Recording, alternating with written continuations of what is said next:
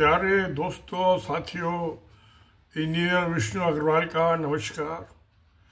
आज मैं बात कर रहा हूं कि राष्ट्रीय सेवक संघ के प्रांत प्रचारक और बाकी दूसरे प्रचारकों की मीटिंग जो दिल्ली में हुई थी 4 से 6 जुलाई 2025 तक 3 दिन की मीटिंग थी। और उस मीटिंग के बाद विचार मंथन के बाद तकरीबन 260 आदमी मौजूद थे। और आरएसएस के टॉप के लीडर मोहन भागवत, संचालक और जनरल सेक्रेटरी और बाकी सब लोग मौजूद थे उसके अंदर। तो 3 दिन के बाद उन्होंने मीटिंग के जो अपनी समरी इशू की कि क्या उसमें बातचीतों में विचार हुआ और क्या उसमें फैसले लिए गए। तो उसमें था कि क्योंकि आरएसएस 1925 में बना था दशहरे पे अक्टूबर में, और 2025 में 100 साल हो जाएंगे, तो उसके 100 साल होने के उसमें उपलक्ष्य में उसमें क्या प्रोग्राम बनाए जाए जो 1 साल चलेंगे। उसके अलावा जो 100 साल में बल्कि कहना चाहिए पिछले 5 साल में 4 साल में कि उन्होंने जो ऑर्गेनाइज अपने संगठन में क्या कुछ कार्रवाई हुई, उसके क्या नतीजे निकले, उसकी समीक्षा की, रिव्यू किया। और वहाँ पे और ट्रेनिंग कैंप बनाया जाए, कहाँ ट्रेनिंग दी जाए स्वयंसेवकों के कैंप्स, उसके मामले में बात हुई। नंबर 3 नंबर 4 हुई जो राष्ट्रीय मुद्दे हैं वो क्या मुद्दे हैं उन पर बातचीत हुई। 5वीं थी ये सोशल हार्मनी के कैसे समाज में समरसता आए, और 6ठी थी लैंग्वेज पॉलिसी, और 7वीं थी कि जब कोई क्राइसिस होए तो उसमें आरएसएस को क्या करना चाहिए। ये सब बातें तो जो है दिखावा हो गए, मुखौटा। मैं असली बात करता हूं 2 चीजों पर। चौथे नंबर था, बल्कि 5वें और 6ठे, सोशल हार्मनी कैसे समाज में हो, और 6ठा था लैंग्वेज पॉलिसी। ये 2 बड़े अहम मुद्दे हैं। सोशल हार्मनी कैसे होगी जब आप नफरत की आंधी चलाएंगे पिछले 100 साल से। जब ये 1915 में राष्ट्रीय ये हिंदू महासभा बनी थी, अखिल भारतीय हिंदू महासभा, कुंभ के मेले में, उसमें पृथ्वी हरिद्वार के अंदर, तो वहां से नफरत की आंधी चली 1915। क्योंकि अफगान जो है मुस्लिम्स होते हैं और औरतें बहुत पर्दा निशीन होती हैं उनकी, तो वो सुबह ही सुबह जो थी नहाली दिन निकलने से पहले कि जिससे कोई आदमी को मर्द देख ना सके, तो उन औरतों के साथ बदसलूकी की, उनकी पिटाई की हिंदू महासभा के आदमियों ने। उसका नतीजा ये हुआ कि अफगानिस्तान इंडिया से अलग हो गया 1919 में। 4 साल लगे सिर्फ उसको अलग होने में। उसके बाद 2025 में 1925 में राष्ट्रीय सेवक संघ बना। इसने भी कुछ बुद्धिस्ट वगैरह जो थे उनके साथ बदसलूकी की, गैर हिंदुओं के साथ बदसलूकी, तो बर्मा अलग हो गया 1937 में। तो ये सोशल हार्मोनी, सामाजिक समरसता की बात कैसे करते हैं। अब इन्होंने पिछले समझिए कि 80 साल से, बल्कि 85 साल से मुस्लिमों के खिलाफ नफरत, ईसाइयों के खिलाफ नफरत की जो आंधी चला रखी है, तो उसमें कैसे सामाजिक समरसता हो सकती है। जो कह रहे हैं सामाजिक हार्मोनी शब्द की हेट करते हैं, नफरत, एक दूसरे नफरत, कम्युनिस्ट से नफरत, कांग्रेस से नफरत। अरे भाई नफरत क्या तुमको क्या मिल गया पिछले 80-85 साल में। अब लैंग्वेज की पॉलिसी आई, भाषा की policy. Language is mightier than the religion and nation. भाषा जो है वो किसी भी धर्म या राष्ट्र से बड़ी होती है। अब प्यारे दोस्तों, ये अभी क्योंकि इसकी क्यों लैंग्वेज पॉलिसी क्यों हुई कि ये द्रविड़ लैंड है, तमिलनाडु है, केरला है, आंध्र प्रदेश है, तेलंगाना है, कर्नाटक यहाँ तो है, ये तो नॉन हिंदी स्पीकिंग है। मैं महाराष्ट्र, आजकल बलवा चल रहा है महाराष्ट्र को लेके, क्योंकि आरएसएस के एक बड़े नेता ने ये कहा कि बंबई में जो लोग रहते हैं उनके लिए मराठी सीखनी आवश्यक नहीं है, जरूरत नहीं है। इस बात को लेके बलवा चालू हुआ। फिर उन्होंने अपनी बात पलटी कि मेरा मतलब ये नहीं था, ये नहीं था, वो नहीं था। डबल टॉक, दो मुही बातें। मगर आरएसएस के दिलो दिमाग में तो जो बात है वो है। तो अभी इन्होंने जो था एक ऑर्डर इशू कर दिया। अब आरएसएस की सरकार है बंबई में, गडकरी भी नागपुर से आते हैं, वहाँ फडणवीस जो चीफ मिनिस्टर है वो भी नागपुर के ही हैं। तो एक ऑर्डर इशू कर दिया कि पहली तारीख से, पहली क्लास से और 5वीं क्लास तक हिंदी और मराठी ये पढ़ना आवश्यक होगा। इस बात को लेकर बलवा हो गया, अभी भी चल रहा है। आखिर में जब अपोजिशन हुआ, मुखालफत हुई, जगह जगह जुलूस निकले, तो उन्होंने अपने ऑर्डर को वापस ले लिया। उनका भी पहली तारीख क्लास से तो मराठी ही पढ़ाई जाएगी, हिंदी पढ़नी जरूरी नहीं है। हाँ, 6ठी क्लास के बाद हिंदी और इंग्लिश और मराठी 3 पढ़नी पड़ेगी। मैं पूछना चाहता हूं कि हिंदी क्यों पढ़े?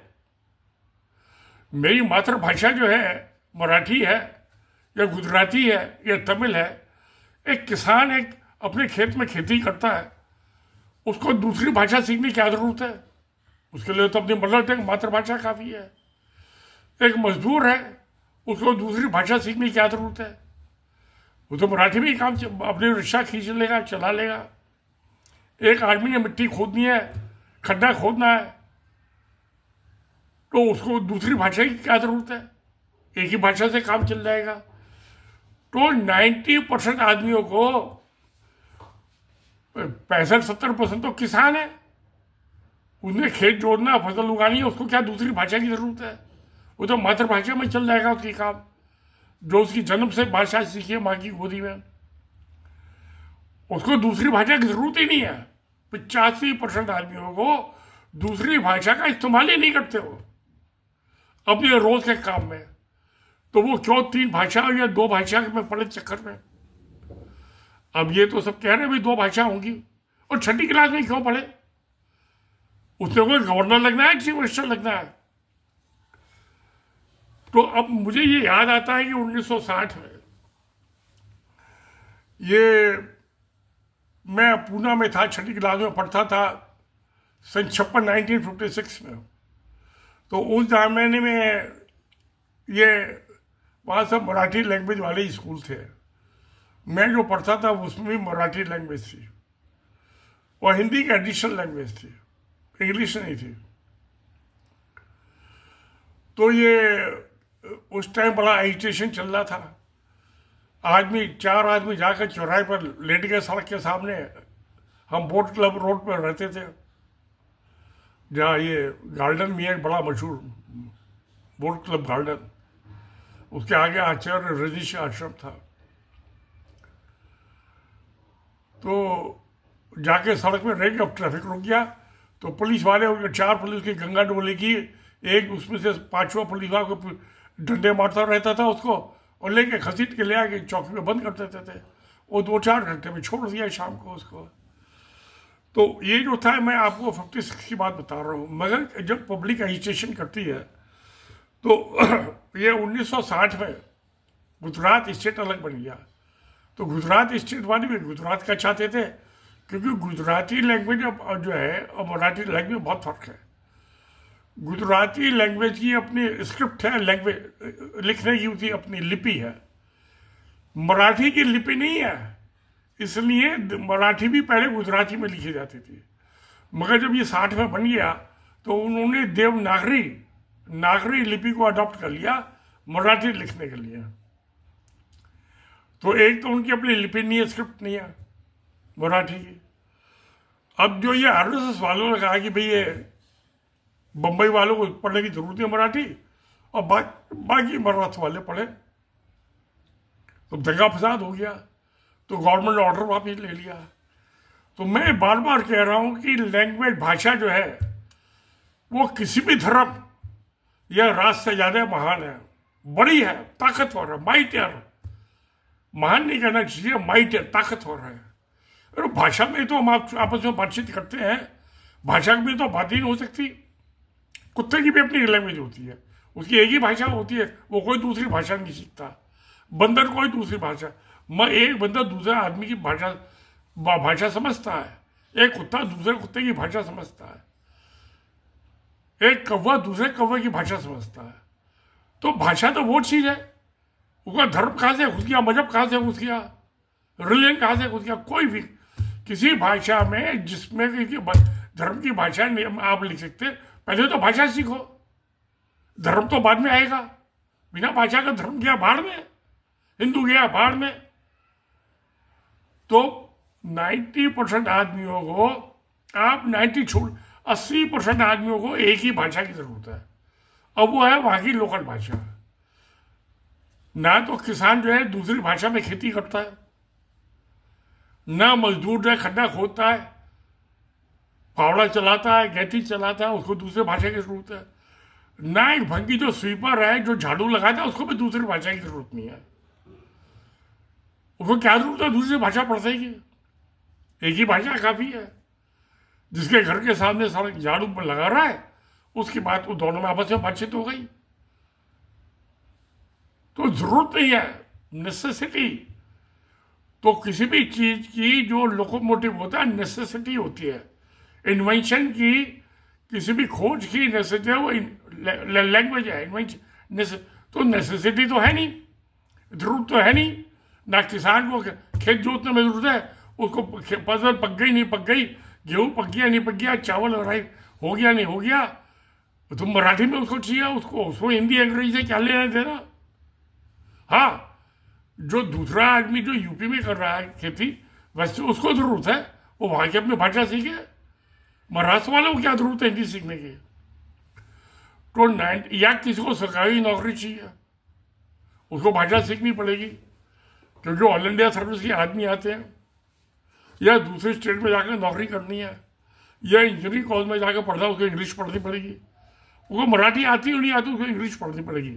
और डॉक्टरी आपने मेडिसिन साइंस पढ़नी है या इंजीनियरिंग कॉलेज पर, तो आपको इंग्लिश पढ़नी चाहिए, आपको हिंदी मराठी की जरूरत ही नहीं है।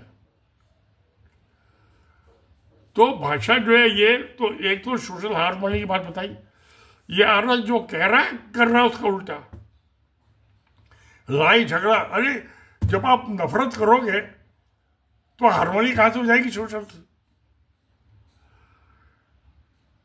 और जो ये लैंग्वेज पॉलिसी है, जब आप सब पे एक लैंग्वेज लागू और डंडा मार के करोगे कि तुमको पढ़ना, अरे छोटा बच्चा माँ की गोद से निकल के आया है, पहली दफा स्कूल में गया 5-6 साल का, आपने उसकी पढ़ाई करनी शुरू कर दी कि तो उसको सेकंड लैंग्वेज की जरूरत ही नहीं है। वो तो जो माँ की गोद में उसने भाषा सीखी है, उसके लिए वही काफी है। तो पहली क्लास से आप 5 साल के बच्चों को कैसे पढ़ा दोगे दूसरी भाषा, वो तो रोने लगेगा पढ़ाई करोगे तो। उसको तो उसकी सेकंड भाषा तो रोना वीपिंग है, हिंदी नहीं है उसकी, वो हिंदी में नहीं रोता, वो मराठी में रोता है। तो सारी पॉलिसी जो आप नेचर के खिलाफ जा रहे हैं, कुदरत के खिलाफ जा रहे हैं, आप लेके उसको राष्ट्र को मजबूत करना चाहते हैं, आरएसएस को मजबूत करना चाहते हैं, निपट बेवकूफ़ी की बात है, कोई मायने नहीं है। कोई दूसरी, मैं कहता हूँ 90% आदमियों को सेकंड लैंग्वेज की जरूरत ही नहीं है। सेकंड लैंग्वेज तो वो पढ़े जिसको इंजीनियरिंग करनी हो, मेडिकल करना हो, डॉक्टरी में पढ़ने जाना हो, या किसी दूसरे कंट्री में जाना हो। जिसको हिंदुस्तान अपने महाराष्ट्र में रहना है, जिसने अपने गांव से कहीं दूसरे गांव का मुंह नहीं देखा, डिस्ट्रिक्ट का मुंह, उसको क्या जरूरत है दूसरी भाषा की। तो एक लैंग्वेज काफी है, और उसमें ही उसका क्रिएटिव होती है। जो अच्छे काम कर सकता है अपनी मातृभाषा में ही कर सकता, उस सेकंड लैंग्वेज में नहीं कर सकता। तो प्यारे दोस्तों, आपका क्या ख्याल है? तो ये जो ये 6 नंबर का लैंग्वेज पॉलिसी, ये आरएसएस की गलत है। सोशल हार्मोनी ये झूठ है, धोखा है। तो ये आप ये 6 और 7वें नंबर पर जो है धोखा दे रहे हैं पब्लिक को। तो प्यारे, जब सच्चाई है तो सत्य में जयते। नमस्कार, धन्यवाद।